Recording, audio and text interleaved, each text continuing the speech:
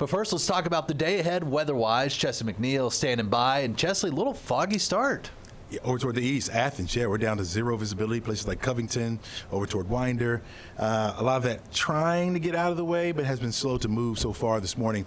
We'll be looking for that to be around at least to about 10 or 11 o'clock, and then it'll get out of the way. Everywhere else looks gorgeous, right? So here it is right there. Starting to lift just a little bit. We're now down to 6 miles visibility in parts of Athens, 2.5 miles visibility now over toward Covington. Now it's a little bit more dense once you make your way up there towards South Carolina along I-85 there. But everywhere else, 10 miles visibility, excellent visibility. You can see way out. We're looking at sunshine for the rest of the afternoon. We had a few clouds over us last night. Those clouds have gotten out of the way, and so we'll hold on to that sunshine for much of the day. Temperatures now getting back into the 50s. When I came in this morning, we were in the 50s, but as those clouds began to break down, we dipped down into the 40s. Still a couple of spots out there in the 40s, like Athens and Covington, where we have that fog. 48 over into Carrollton, 48 also in Dalton, 47 degrees up toward Blairsville at the current hour. Today, we'll see a high of about 67 degrees.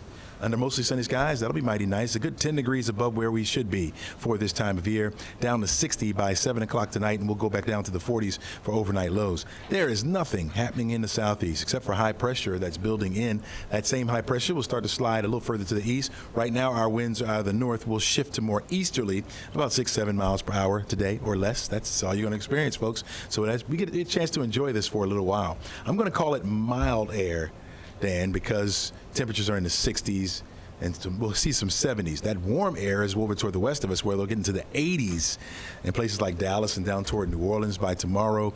We'll be in the 70s by Wednesday, but we'll pay for it with a few extra clouds around.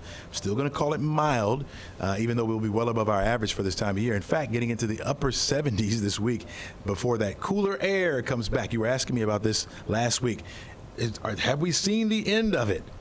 Maybe not quite. Oh. Maybe not quite. Now, there's no frozen precipitation along with that, so that's the good news there, but some cooler air, or at least getting back to where we should be for this time of year, certainly possible for next week. So let's enjoy this one. Partly sunny skies to start, and we have sunshine for the rest of the afternoon, looking good.